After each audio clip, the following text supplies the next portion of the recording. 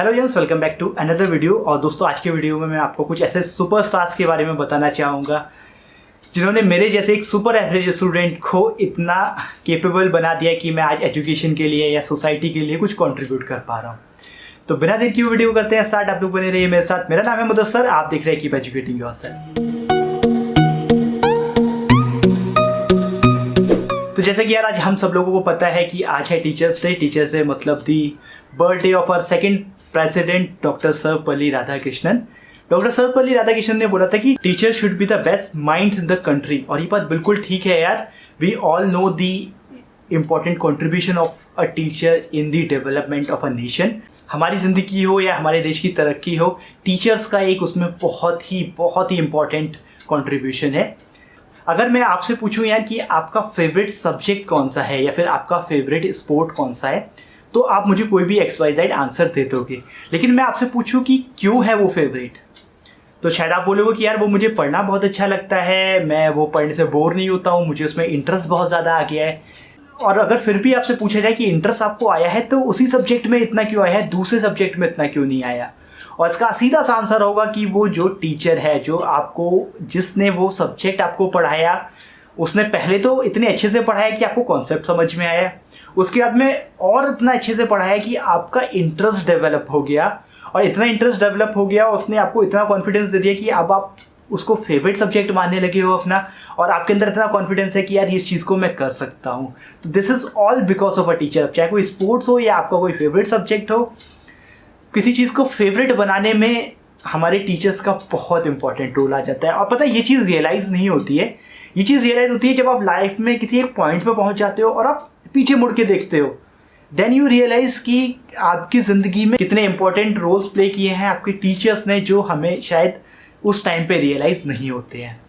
So today I would like to take this opportunity to say thanks to my teachers, to show my gratitude towards my real life superheroes whom I love more than 3000। तो यार मैं अभी आपको कुछ teachers के बारे में बताना चाहता हूँ अपनी लाइफ की, जिन्होंने मेरी ज़िंदगी के अंदर पर्सनली बहुत मुझे चेंज करके रख दिया एक तरह से। तो पहले नंबर पे है यार हमारे स्कूल की, मतलब जो मेरा प्राइमरी स्कूल था जहाँ पे मैंने नर्सरी से लेके 8th क्लास तक की पढ़ाई की, new little angel school. New little angel school की प्रिंसिपल श्रीमती शशि भार्गवा। तो इनको हम लोग जो है सारे बच्चे बड़ी मैम के नाम से बुलाते थे। और मैं आपको बताता हूँ कि जो हमारा डिस्ट्रिक्ट है, जैसे जिस डिस्ट्रिक्ट से मैं बिलोंग करता हूँ, डिस्ट्रिक्ट बदायूं यूपी में, वो बहुत ही यार एक अनडेवलप्ड और एक बहुत ही पिछड़ा हुआ डिस्ट्रिक्ट है। और एजुकेशन के मामले में भी सेम ही हालत है। और ऐसे जगह पे यार एक इतने पिछड़े डिस्ट्रिक्ट में एक लेडी आती है और अपने सिंगल हैंडेडली अपने पूरे बल पे एक ऐसा स्कूल खड़ा कर देती है कि जिसका लोग एग्जाम्पल देते हैं। तो जो हमारी बड़ी मैम थी, वो एक्चुअली कोई सब्जेक्ट तो नहीं पढ़ाती थी एज सच, लेकिन उनका टेरर सब में ऐसा रहता था। हम बच्चे थे ना, एकदम डर जाते थे कि अरे बड़ी मैडम आ रही है। और वो किसी भी क्लास में आ जाती थी और कभी भी किसी की कॉपी चेक कर लेती थी, कभी भी कोई टेस्ट ले लेती थी अचानक से आके। तो उनका एकदम से बहुत ही खौफ रहता था बच्चों के बीच में। उनका कंट्रोल ऐसा होता था कि टीचर्स उनसे मोस्ट ऑफ द टाइम ज़्यादा मतलब खुश नहीं रहते थे, क्योंकि वो सबसे बहुत काम करवाती थी। बट वो होता क्या था कि इंटर्न की स्टूडेंट्स को इतनी अच्छी पढ़ाई हो जाती थी कि यार मेरे जैसे बच्चे को, जो मैं अपने आप को एक एवरेज स्टूडेंट ही मानता हूँ, उसको पूरा नर्सरी से लेके 8th क्लास तक ट्यूशन पढ़ने की कभी ज़रूरत नहीं पड़ी। और सीरियसली आप समझते हो कि वो बचपन का टाइम कितना इंपॉर्टेंट है। और मैंने उसमें ट्यूशन नहीं पढ़ी, तो अब तुम लोग जेलस फील कर रहे होगे, तो मैं कुछ कर नहीं सकता। लेकिन वो सब कुछ एक्चुअली मेरी ज़िंदगी में पॉसिबल हुआ बड़ी मैम की वजह से। जैसे जैसे हम बड़े हुए तो पता चला कि यार वो स्ट्रिक्ट हैं, लेकिन बच्चों से प्यार भी बहुत करती है। बहुत टाइम ऐसा होता था कि कोई स्कूल में फेस्टिवल है, फेस्टिवल ऐसा मतलब इतनी छुट्टी नहीं होती है नॉर्मली। बच्चे स्कूल आए हुए थे तो कभी बच्चों के लिए समोसे मंगा दिए, कभी मिठाई मंगा ली, कभी कोई आइसक्रीम वाला आया तो सबके लिए आइसक्रीम मंगा दी। तो ये सब कुछ बहुत ज़्यादा मतलब ऐसे स्कूल में बहुत अच्छा लगता था। इवन मतलब उनका टच इतना अच्छा है स्टूडेंट्स के साथ में कि जब मेरा फेयरवेल हो रहा था, मतलब 8th क्लास में 2005 में, तो उन्होंने हम सब लोगों को एक लेटर लिख कर दिया था। वो आप इधर देख सकते हो। ये 2005 का लेटर है, अभी पढ़ने की ज़रूरत नहीं है, मैंने लिंक जो है ना वीडियो के डिस्क्रिप्शन में डाल दिया है, वहाँ से पढ़ लेना PDF को। अब आप समझो कि ये लेटर मुझे 2005 में मिला था और आज 2020 मतलब 15 साल हो चुके हैं, उसके बाद भी मैंने वो संभाल के रखा हुआ है। Can you imagine saving a piece of paper, just a piece of paper for 15 years. कितनी बड़ी बात है। वो उसकी हालत ख़राब हो गई है ऐसे, क्योंकि वो रखा था ऐसे फोल्डेड फॉर्म में। लेकिन इसको जब भी पढ़ते हैं तो बहुत अच्छा फील होता है। तो सीरियसली मतलब ये मैम एक बहुत अच्छा एग्जाम्पल है एक विमेन एम्पावरमेंट का भी यार, कि एक ऐसे डिस्ट्रिक्ट में जहाँ पे एजुकेशन इतनी पिछड़ी हुई थी और आपने सिंगल हैंडेडली, मतलब ओबियसली और टीचर्स हैं सब कुछ है, लेकिन जो आपने सिंगल हैंडेडली एक इतना अच्छा स्कूल बना के खड़ा कर दिया कि लोग उसका एग्जाम्पल देते हैं। अब थोड़ा आगे की तरफ बढ़ते हैं यार। जो सेकंड नंबर पे मेरे टीचर हैं उनका मैं नाम नहीं लूँगा, तो उनको थोड़ा नो नेम मान लेते हैं। नाम मैं इसलिए नहीं लेना चाहता हूँ क्योंकि यहाँ पे थोड़ा सा कुछ अच्छा मतलब मेमोरीज नहीं है।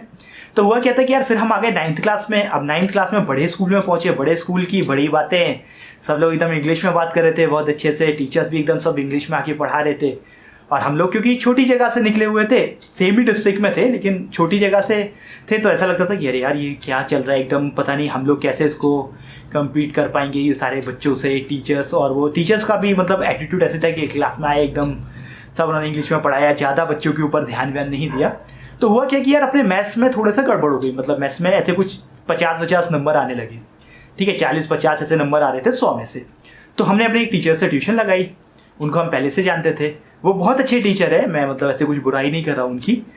फिर जब मैंने उनसे ट्यूशन पढ़ी तो भी मतलब मेरा कुछ ज़्यादा कुछ इंप्रूवमेंट हो नहीं रहा था। और एक दिन उन्होंने क्या किया, एक दिन उन्होंने मुझसे बोल दिया कि पता है तुम ज़िंदगी में कुछ कर नहीं पाओगे और तुम फेल हो जाओगे और तुम अपने सिर्फ मम्मी पापा का पैसा बर्बाद कर रहे हो और कुछ नहीं कर रहे हो।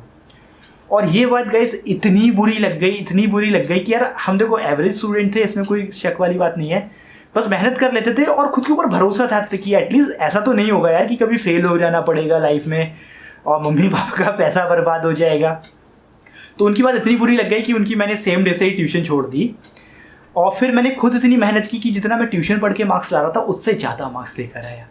तो मेरे लिए कोई भी मतलब ऐसे कुछ नेगेटिव वो नहीं है उनके लिए। अगर आज भी लाइफ में मिलेंगे तो मैं उनको उतने ही अच्छे से हाथ जोड़ के स्माइल करके नमस्ते करूँगा जितना शायद पहले ही करता था। लेकिन सिर्फ एक ये एक्सपीरियंस है। और भले ही उस टाइम पे बहुत बुरा लगा था यार, बहुत बुरा लगा था कि किसी ने मुझे ऐसा बोल दिया कि मैं एकदम फेल हो जाऊँगा और पैसा बर्बाद कर रहा हूँ अपने पेरेंट्स का, तो बहुत बुरा लगा था। लेकिन वो उससे मतलब ऐसा नहीं हुआ कि मैंने उनको एकदम गाली देने लग गया या सोचा कि अब नहीं पीट दूंगा मिल गए कहीं तो वो कुछ नहीं हुआ। उसको मैंने पॉजिटिवली लिया और जो उनसे पढ़ता था मैंने उससे अच्छा भी परफॉर्म करके दिखाया। और उसी टाइम पे हमारे थर्ड टीचर मिल गए फेवरेट, जो कि हैं इधर निखिल सर। निखिल सर क्या करते थे यार, निखिल सर हमारे सेम जो प्राइमरी वाला स्कूल था ना वहीं पे पढ़ाते थे 8th क्लास तक के बच्चों को। फिर एक टीचर ने सजेस्ट किया कि यार उनसे पढ़ लो, मैथ्स तो तुम्हें पढ़ा ही देंगे वो 10th क्लास में। तो मेरा मन तो नहीं था पढ़ने का, मेरा था कि नहीं मुझे बस सेल्फ स्टडी करके ही उनको दिखाना है कि यार मैं ऐसे कितने मार्क्स ला सकता हूँ। फिर भी मैंने ज्वाइन किया। निखिल सर की खास बात क्या थी कि यार बहुत रगड़ते बच्चों को, मतलब जो 10th क्लास की NCERT थी ना उन्होंने मुझे 3 से 4 बार पूरी करवा दी थी। और वो 3 से 4 बार शुरू में तो बहुत लगता था कि यार हाँ सर करवाए जा रहे हैं, लेकिन वो बाद में पता चला कि उसका कितना वैल्यूएबल वो साबित हुई मेरे लिए। और मेरे 10th में मैथ्स में एक्चुअली 90 मार्क्स आए, जो मैंने कभी सपने में भी इमेजिन नहीं किया था कि एक मेरे जैसा स्टूडेंट जिसको 1 साल पहले एक टीचर ने बोला था कि तुम मैथ्स में फेल हो सकते हो, फेल हो जाओगे, मतलब ऐसे बोला था, और वो अब 90 मार्क्स लेके आ रहा है बोर्ड में। तो ये उन्होंने एक बहुत अच्छा अंदर से एक बूस्ट दिया। और दूसरी निखिल सर ने बहुत अच्छा जो काम किया वो ये है कि मैं जो पढ़ाता हूँ वो हैबिट शायद उन्होंने डेवलप करवाई। जब मैं 11th क्लास में आ गया तो मैंने बायोलॉजी ली। तो वो क्या करते थे कि उनके पास में जो 10th क्लास के स्टूडेंट्स थे मुझे बोलते थे यार तू उसको पढ़ा दे, 10th के बच्चों को एक क्लास ले ले, से बायोलॉजी तू पढ़ा दे, या एक बायोलॉजी का चैप्टर पढ़ा दे, या उनकी प्रॉब्लम्स को देख ले। तो क्या हुआ कि तब से शायद मुझे रियलाइज़ हुआ कि यार मुझे पढ़ाने में भी इंटरेस्ट है। और वो शायद मेरा पहला बोला चाहूँगा कि पहला इंसिडेंट था पढ़ाने का। और तब से ये प्रोसेस धीरे धीरे स्टार्ट हो गया। तो निखिल सर ने एक्चुअली मुझे यार जो है ना पढ़ाने में एक जो इंटरेस्ट होता है ना किसी का पढ़ाने में, वो एक्चुअली उन्होंने मुझे रियलाइज़ करवाया कि मेरे अंदर एक पढ़ाने का पोटेंशियल भी है। तो उसके बाद में यार हम बात करते हैं अपने 11th के ही कुछ और टीचर्स की।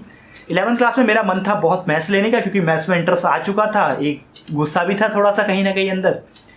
और हमारे वाले साहब ने बोला कि नहीं यार आप बायोलॉजी लो, क्योंकि जो है आगे मेडिकल एंड ऑल, और उनको मैं मना नहीं कर पाया। तो फिर हमने क्या किया, बायोलॉजी ले ली। अब बायोलॉजी में मन लग नहीं रहा था और अंदर से मन कर रहा था यार कि मैथ्स तो लेनी ही है। तो हमने एक एप्लीकेशन लिखी। मेरे पास में एक एडिशनल सब्जेक्ट था कंप्यूटर साइंस, तो मैंने सोचा कंप्यूटर साइंस छोड़ता हूँ, उसकी जगह मैथमेटिक्स ले लेता हूँ, तो मैथ्स भी हो जाएगी बायोलॉजी भी हो जाएगी, दोनों चीज़ें हो जाएंगी। बायोलॉजी ज़्यादा पढ़ूंगा नहीं, मैथ्स में अच्छे से कर लूँगा। तो क्या हुआ, उस दिन मैंने एप्लीकेशन लिखी और उस दिन जो है हमारी टीचर जो थी वो आई नहीं थी। एब्सेंट थी, तो वो एप्लीकेशन मेरे बैग में ही रह गई। बट तभी क्लास हो गया हमारे कंप्यूटर साइंस वाले सब्जेक्ट का, और वहाँ पे सर थे हमारे जो चौथे टीचर हैं मेरी लाइफ के, वो है नवदीप माहेश्वरी।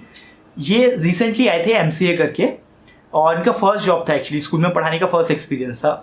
और जो इन्होंने पढ़ाया यार, तो मेरे को पहले से ही कंप्यूटर्स में इंटरेस्ट था, लेकिन जो सर ने इसे जो C++ समझाई, जो 1-2 क्लास के अंदर जो इंटरेस्ट आया, वो इतना इंटरेस्ट आया कि वो एप्लीकेशन फिर कभी बैग से बाहर ही नहीं निकली, और मैंने वही CS को ही कंटिन्यू किया। इसके साथ में यार 11th क्लास में क्या था कि हमारे पास में कोई कंप्यूटर तो था नहीं घर पे हमारे, तो बहुत दिक्कत होती थी, क्योंकि आप प्रोग्रामिंग लैंग्वेज जैसा सब्जेक्ट सिर्फ थियोरेटिकली नहीं पढ़ सकते, और स्कूल में प्रैक्टिकल का टाइम भी लिमिटेड होता था, बहुत टाइम नहीं होता था। तो नवदीप सर क्या करते थे, खुद का एक एकेडमी भी चलाते थे जहाँ बच्चों को वो सिखाते थे। तो उन्होंने मुझसे बोल रखा था कि व्हेनेवर यू वांट, कुछ भी प्रॉब्लम है, प्रैक्टिस करनी है, कुछ भी करना है, यू जस्ट कम और do whatever you want to do. मतलब ना मुझे कुछ उन्होंने चार्ज किया, ना उन्होंने कभी मेरे लिए कोई टाइम रिस्ट्रिक्शन रखा, बस बोला कि जब भी तेरा मन करे तू आ और जो करना है कर। तो ये एक बहुत बड़ी बात होती है यार कि कोई टीचर आपको इतना ज़्यादा जाके आगे जाके सपोर्ट कर रहा है विदाउट एनी, मतलब उनका क्या लालच होगा यार मेरे से, ना ही तो मैं उनसे ट्यूशन पढ़ने वाला था, ना ही कुछ एक्स्ट्रा पैसा दे रहा था, लेकिन फिर भी उनको शायद इतना कहीं ना कहीं प्यार था मुझसे कि मतलब कि नहीं तुम आओ, जो तुमको करना है करो। तो फिर क्या हुआ, इस तरह से यार 11th में अपना कंप्यूटर साइंस फेवरेट हो गया। सेकंड नंबर पे आ गया फिजिक्स पढ़ाते थे हमारे शैलेंद्र सर एकदम इंजीनियर थे, मस्त आदमी थे, फिजिक्स के काइंड ऑफ मैं बोलूँगा कि फिजिक्स के बोलूँगा कि बहुत अच्छा उनको नॉलेज थी, और बहुत वैसे मतलब मन से पढ़ाते थे और एकदम खुश होके। तो होता क्या था कि यार कि हम मैथ्स तो थी नहीं अपने पास में, तो कुछ दिक्कत होती थी फिजिक्स में, लेकिन तब फिजिक्स हमारा सेकंड फेवरेट बन गया। तो computer science favourite, physics second favourite. Third number पे क्या था फिर, तो यार बायोलॉजी था, क्योंकि उसमें पढ़ के काम चला ही लेते थे। और फोर्थ नंबर पे पढ़ा हुआ था केमिस्ट्री। ठीक है, उसके बाद आ गए 12th क्लास में। 12th क्लास में क्या हुआ कि हमारे फॉर्चुनेटली बायोलॉजी के टीचर चेंज हो गए। अब सर नए टीचर आए हमारे, जो अगले फेवरेट हैं योगेंद्र सर। अब योगेंद्र सर जो आए, इन्होंने यार बायोलॉजी जो पढ़ाई तो एकदम ज़िंदगी बदल गई वहाँ। तो मतलब पूरा जो सोचने का नज़रिया था बायोलॉजी के लिए, जो हमने थर्ड नंबर पे डाल रखा था, वो धीरे धीरे पता चला फर्स्ट नंबर पे आ गया हमारे प्रेफरेंस में। बायोलॉजी इतनी अच्छी लगने लगी। और यहाँ पे मैं आपको एक चीज़ और बताता हूँ कि योगेंद्र सर क्या थे, इनसे भी मैं ना ही तो ट्यूशन पढ़ता था ना कुछ और था, क्लास में ही वो उतना अच्छा पढ़ा दिया करते थे। उसके बाद में कभी कभी ऐसे भी बुला के बहुत सारी चीज़ें समझाते थे। फिर उन्होंने मतलब जो है मुझे बोला कि यार मुदस्सर बोर्ड एग्जाम आने वाले हैं, मैं एक टेस्ट सीरीज स्टार्ट कर रहा हूँ अपने ट्यूशन में, स्कूल में पॉसिबल नहीं हो रहा है वो, तुम आओ, I will not charge you anything but you just come and join that test series. तो मैंने बोला ठीक है सर मैं आता हूँ। मैं गया, उनकी टेस्ट सीरीज दी, और उन्हें इतना भरोसा था यार मेरे ऊपर कि तुम ही हाईएस्ट मार्क्स लेके आने वाले हो। जो अगर मैं पहले के टीचर से कंपेयर करूँ तो उन्होंने कभी वैल्यू भी नहीं दी, और मैंने भी कभी बायोलॉजी को वैल्यू नहीं दी, लेकिन ये उनका कॉन्फिडेंस था कि नहीं तुम अच्छे मार्क्स लाओगे। और मैं कभी उनकी बात पे यकीन ही नहीं किया। मैंने कहा यार ठीक ठाक तो आ ही जाएंगे, इतना मुझे पता है, 80-85 तो मैं ले ही आऊँगा पढ़ के, मतलब इतना मैंने पढ़ लिया था।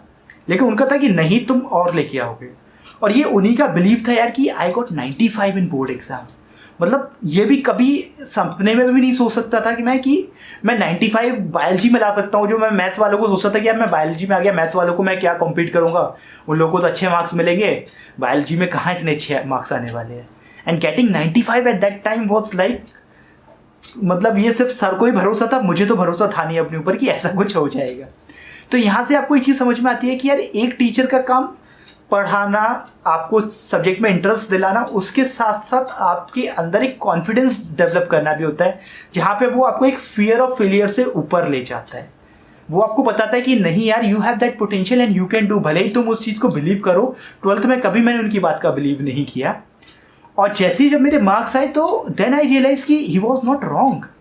मतलब मुझे अपने ऊपर भरोसा था, लेकिन मेरे ऊपर उनको मुझसे भी ज़्यादा भरोसा था। और ये एक चीज़ आई थिंक एक टीचर ही यार एक चीज़ समझ सकता है जो एक स्टूडेंट को कभी रियलाइज़ नहीं होती है। और इसलिए मैं बोलता हूँ कि जब आप लाइफ में आगे बढ़ जाते हो तब आपको वो चीज़ें याद आती है। तो खैर इस तरह से यार हमारा जो है 12th क्लास कंप्लीट हो गया। अब इसके बाद में फिर हम आ गए बीएससी में, क्योंकि डर था कहीं ऐसा ना हो फिर से एवरेज मिडिल क्लास स्टूडेंट का कि जो है मेडिकल की प्रिपरेशन करे, मेडिकल निकले नहीं। तो हमने कहा बीएससी ज्वाइन कर लो, साथ साथ पढ़ाई करेंगे, दोनों साइड सेफ गेम खेलेंगे एकदम, ठीक है। अब अपने पास क्या था कि केमिस्ट्री हमारी ख़राब थी, और फिर हमारे आती है अगली super hero doctor Anamika Gupta. Anamika ma'am ने हमें जो है बीएससी में पढ़ाई केमिस्ट्री। यार क्लास में इतना ज़बरदस्त पढ़ा दी उन्होंने कि खुद पे यकीन ही नहीं हुआ है कि यार केमिस्ट्री समझ में आ रही है इतनी आसानी से। 12th तक समझ में नहीं आती थी और जो है बीएससी की केमिस्ट्री समझ में आ रही है, तो बहुत अजीब बात हो गई। फिर मैं उनके पास गया, मैंने बोला मैम आप पढ़ाते हो, बहुत अच्छा पढ़ाते हो, मुझे सब समझ में भी आता है, लेकिन जो तुम लोग मुझसे पूछते हो ना वही क्वेश्चन मेरा, केमिस्ट्री याद नहीं रहती है, मैं याद करने के लिए क्या करूँ। उन्होंने बोला चुपचाप जाओ लाइब्रेरी, किताबें निकालो और सेल्फ स्टडी करो, और उसके बाद भी तुम्हें याद ना रहे तो ही मेरे पास आना। और सिर्फ उनकी ये बात थी यार कि उसके बाद कभी दोबारा उनके पास जाने की ज़रूरत नहीं पड़ी। मतलब मैं उनसे मिलता रहता था हमेशा, लेकिन ज़रूरत इन द सेंस ये नहीं पड़ी कि मैम ये समझ में नहीं आ रहा है। तो यहाँ से एक चीज़ फिर से वही समझ में आते हो कि यार आपको मतलब खुद के ऊपर भी कॉन्फिडेंस रखना कितना ज़रूरी है। उन्होंने बस ये बोला कि जाओ खुद से पढ़ो, तुम्हें क्लास में जब समझ में आता है तो खुद से पढ़ोगे तो याद भी रहेगा। और वो बात इतनी अच्छी हो गई कि आपको पता है कि यार बीएससी सिर्फ उन्होंने हमें फर्स्ट ईयर में पढ़ाया था, बीएससी फर्स्ट ईयर में पढ़ाया था इनऑर्गेनिक एंड ऑर्गेनिक, और उसके बाद से मैं बीएससी फर्स्ट ईयर के बाद से मैं बच्चों को पढ़ाने लगा 12th क्लास की केमिस्ट्री। इतना बड़ा चेंज आ गया डॉक्टर अनामिका की वजह से। और अनामिका मैम एक्चुअली स्टूडेंट्स की बहुत फेवरेट है, आप इधर भी देख सकते हो, वो हमेशा स्टूडेंट्स को एनकरेज करती हैं यार।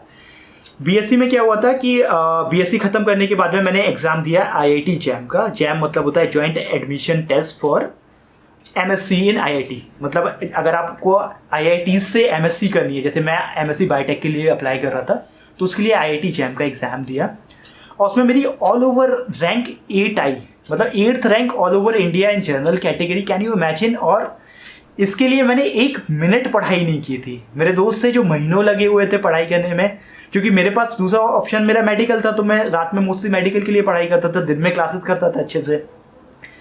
तो मैंने 1 मिनट पढ़ाई नहीं की and I got 8th rank.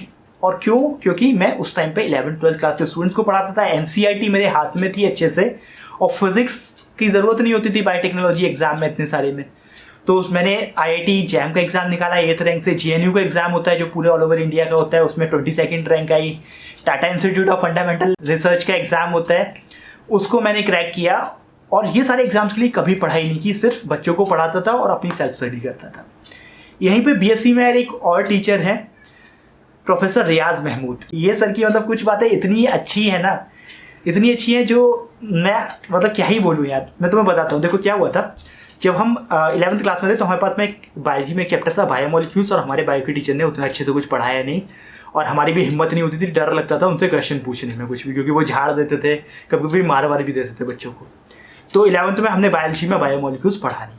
अब बात आती है केमिस्ट्री की 12th क्लास में। 12th क्लास में भी केमिस्ट्री में जो है वो भी थोड़ा सा ऐसा ही रहा, मतलब सर अच्छे थे केमिस्ट्री के हमारे, लेकिन बायोमोलिक्यूल्स में इतना कुछ हम कर नहीं पाए, क्योंकि उन्होंने भी उतने अच्छे से शायद पढ़ाया नहीं, और याद करने वाली अपनी टेंडेंसी थी नहीं रटने वाली, तो वो दोनों ही काम खराब हो गए।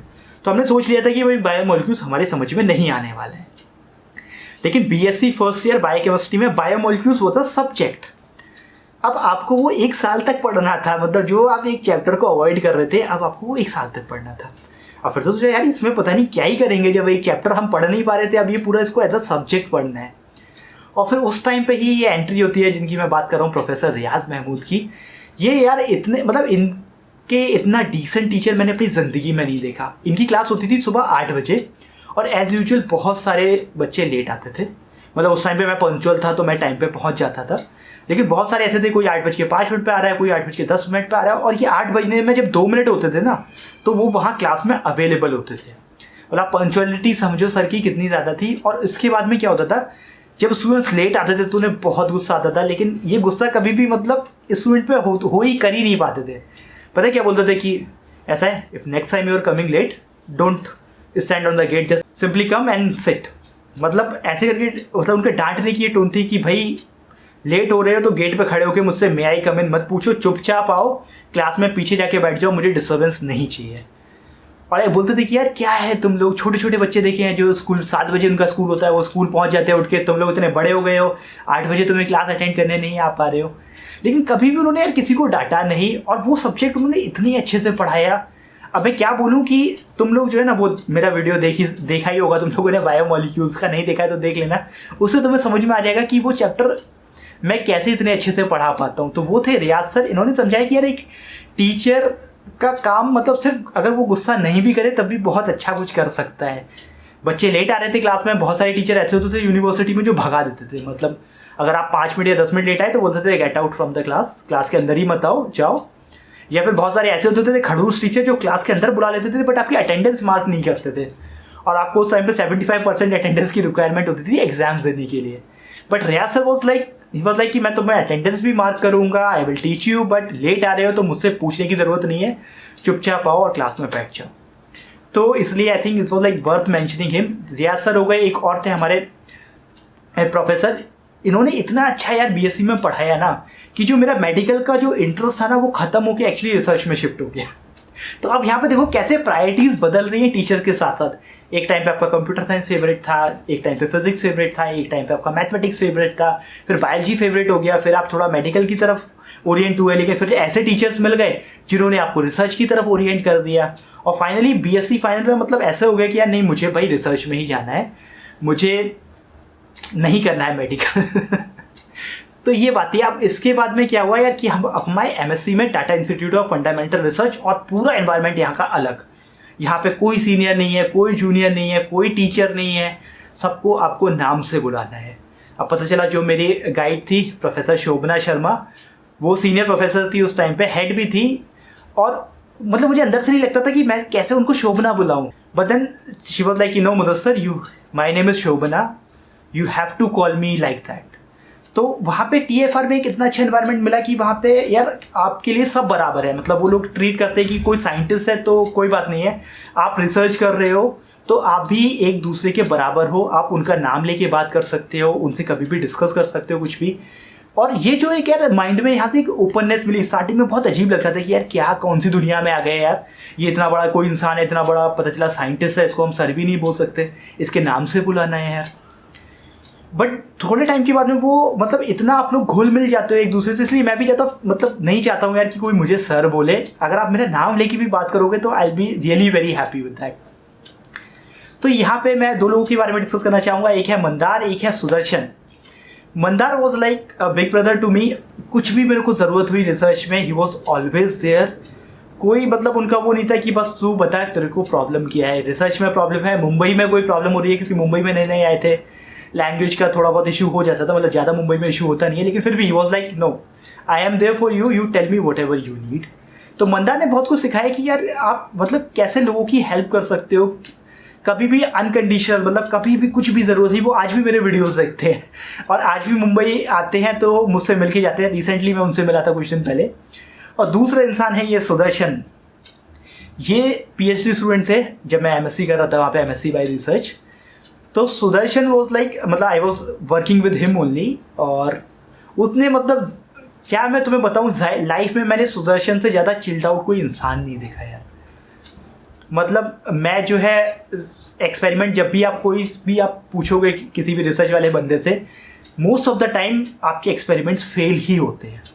और इस टाइम पे क्या होता है, इसलिए रिसर्च वाले आपको देखोगे ना कि हमेशा उनकी शक्ल उड़ी रहती है, हमेशा ऐसे मतलब जो है ना उनकी ज़िंदगी ऐसे मतलब कभी खुशी नहीं नज़र नहीं आती, ज़िंदगी के ऊपर काले बादल मंडराते रहते हैं। बट वो मेरे साथ कभी नहीं होता, because I had this guy Sudarshan. मतलब एक ऐसा बंदा था, उसने ना सिर्फ मुझे एक्सपेरिमेंट करना सिखाया कि यार कैसे डीएनए आइसोलेट करेंगे, कैसे क्लोनिंग करना है, कैसे हम लोग प्लाज्मोडियम का लैब था हमारा, तो कैसे पैरासाइट्स को ग्रो करना है, कैसे सेल्स को कल्चर करना है, ह्यूमन सेल्स को, उसने मुझे सब कुछ सिखाया। और बहुत सारी बहुत बार मैंने बहुत गड़बड़ की, but he was like always happy कि अच्छा गड़बड़ कर दिया कि जाओ फिर से करो, गड़बड़ हो गई कोई नहीं, जाने तो कल देखते हैं, आज गेम खेलेंगे। ही वॉज द गाय जिसने मुझे एक्चुअली काउंटर स्ट्राइक खेलना सिखाया। इसी के साथ साथ यार एमएससी में ज़रूरत पड़ी लैपटॉप की। अब हमारे पास में इतना फाइनेंशियली मतलब उतनी नहीं थी हालत कि हम एक लैपटॉप परचेज कर पाते। फिर वापस आते हैं हमारे सर नवदीप माहेश्वरी, जो 11th क्लास में जिन्होंने पढ़ाया था। इनको मैंने कॉल किया कि सर लैपटॉप लेना है, बट मेरे पास पैसे नहीं हो पा रहे। तब तक ये आ गए थे डेल में। तो ये लाइक कि तू टेंशन मत ले, तू ये बता तेरे को लैपटॉप चाहिए कौन सा। तो मैंने उन्हें एक लैपटॉप सजेस्ट किया, तो उन्होंने बोला कि ये नहीं तुम ये वाला लो। उससे भी उन्होंने मुझे एक अच्छा लैपटॉप बताया और खुद की क्रेडिट कार्ड पे ईएमआई लगा के मुझे दिया वो लैपटॉप। मतलब यार ये कितनी बड़ी बात थी कि उस टाइम पे मेरे पास में पैसे थे नहीं, मैं एक बहुत ही बेकार सा लैपटॉप ही ले सकता था। लेकिन उन्होंने उस टाइम पे मतलब 2012 में मुझे एक 53,000 का मेरा जो फर्स्ट लैपटॉप था वो लिया, अपने क्रेडिट कार्ड पे ईएमआई पे लगाया, खुद के उससे लिया। डेल एम्प्लॉय थे तो उन्हें कुछ अलग से डिस्काउंट और मिला उसके ऊपर। और फिर मुझे बोला कि एक काम कर, अब मैं इसको 6 मंथ के ईएमआई पे लगा देता हूँ, तो 6-6 महीने में मतलब थोड़ा थोड़ा करके जो भी पैसा बन रहा है वो मुझे दे देना। तो गाइस यहाँ पे ही देखो यार, ये सिर्फ टीचर्स ही तो हैं यार, इनको क्या फर्क पड़ रहा था यार। कोई इंसान, आपका कोई सगा रिश्तेदार भी होगा ना, वो भी कभी आपको लैपटॉप दिलवाने से पहले सोचेगा यार कि यार दिलवा दो, पता नहीं पैसे मिलेंगे नहीं मिलेंगे।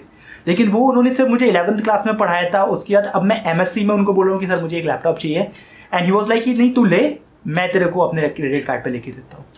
तो क्या बोलूँ यार मैं ऐसे लोगों को कि क्या क्या कुछ मतलब वर्ड्स ही नहीं है मेरे पास में बोलने के लिए। तो इस तरह से यार ये हमारा MSc का हो गया। आज भी वो मेरे कांटेक्ट में, अभी कुछ दिन पहले उनसे बात हुई थी, मेरे लैपटॉप में कुछ पंगा हो रहा था, तो मैंने उनको कॉल करके अपने प्रॉब्लम को डिस्कस कर रहा था। तो ये हो गए। अब इसके बाद में क्या हुआ यार, हमारा MSc कंप्लीट हो गया, और MSc में भी फिर 1-2 अच्छे एग्जाम्स निकाल लिए, नेट का एग्ज़ाम निकाल लिया और जो है गेट का एग्ज़ाम निकाल लिया। खैर वो तो कोई बात नहीं थी। फिर अब हम आ गए PhD में। अब PhD में क्या होता है आके यार कि आपको पता है कि PhD में फिर स्टार्ट हो गया कीप एजुकेटिंग योरसेल्फ बन गया। और ये सब कीप एजुकेटिंग योरसेल्फ के टीचर्स तो आप समझ ही सकते हो, कितने सारे लोग थे जिन्होंने कहाँ इन्फ्लुएंस किया, जिसकी वजह से मैं तुम्हें पढ़ा रहा हूँ। अब फाइनली PhD में यार अभी लास्ट ईयर ही क्या हुआ था कि अप्रैल में मेरे फादर को कैंसर डिटेक्ट हुआ, टंग पे कैंसर डिटेक्ट हुआ था। और उस टाइम पे मतलब मेंटली ऑब्वियसली आप कोई भी यार डिस्टर्ब हो जाएगा, भले ही कितना भी आप स्ट्रॉन्ग शो करो खुद को, लेकिन आपका दिमाग चीज़ों में नहीं लग पाएगा। और उसी टाइम पे क्या हुआ कि फिर मैं वीडियोस भी ज़्यादा नहीं बना पाया, और चैनल बिल्कुल हमारा नीचे चला गया, जो मैं अभी भी उठाने की कोशिश कर रहा हूँ। उस टाइम पे चैनल बहुत अच्छा चल रहा था लास्ट ईयर अप्रैल तक, और अप्रैल से जैसे ही मेरे फादर को कैंसर डिटेक्ट हुआ तब से वो उनको मैंने बोला कि एक काम करो, मैं ऑलरेडी इधर हूँ, कैंसर के हॉस्पिटल में हूँ, आप आओ यहाँ पे और मेरे पास में रहो, और यहाँ पे हम सब ट्रीटमेंट देखते हैं। तो वो यहाँ पे आ गए। फिर वीडियोस बनाना मतलब जो है बहुत कम हो गया, मैंने ज़्यादा शेयर भी नहीं किया किसी को, आज शायद बता रहा हूँ तुम लोगों को।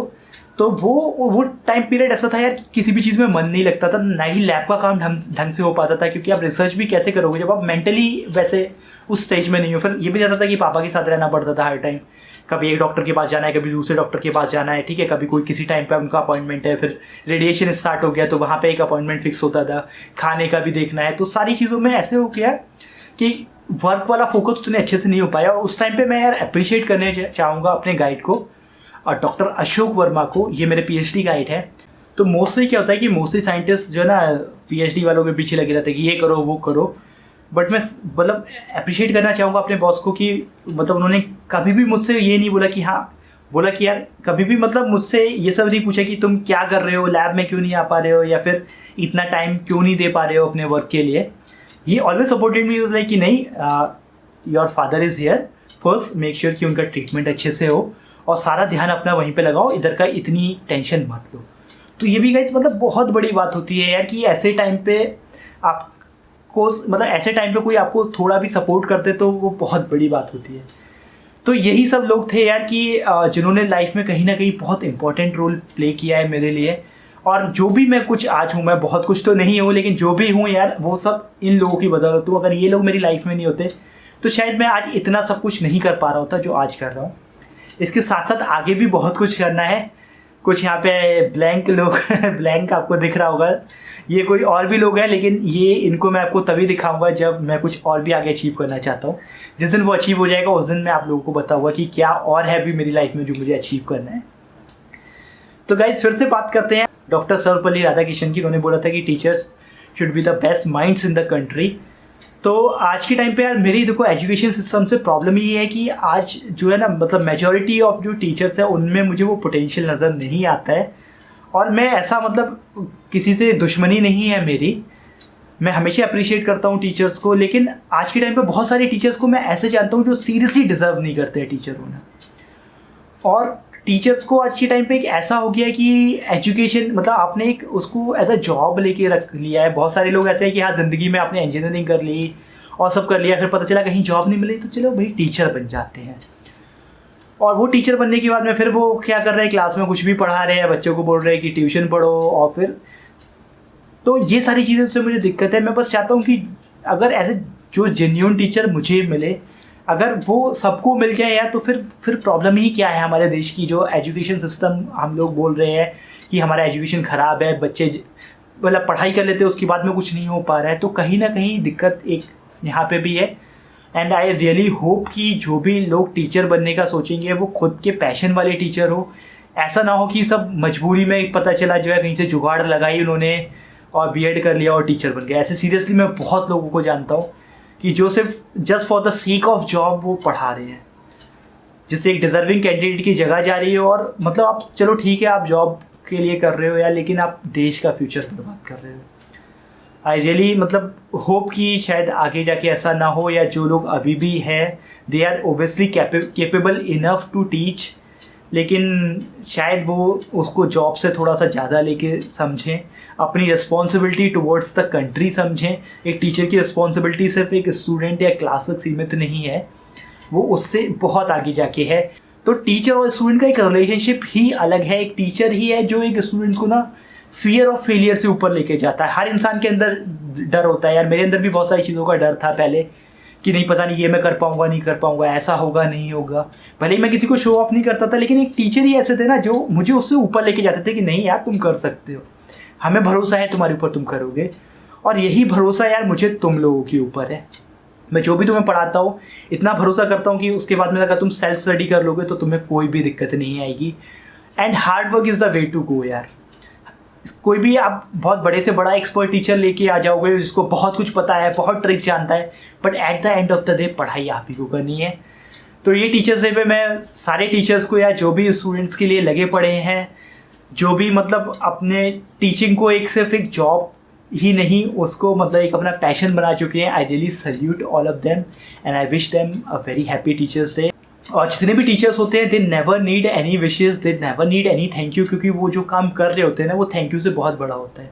वो कभी भी इसलिए नहीं कर रहे होते कि उन्हें रिटर्न में तुम्हें कभी कुछ मिले, तुमसे रिटर्न में कभी कुछ मिले। तो बस गाइस यार वीडियो थोड़ा सा बड़ा हो गया, लेकिन ये लोगों को यार जो भी लोगों की मैंने बात की, they really deserve this acknowledgement and they really deserve this appreciation.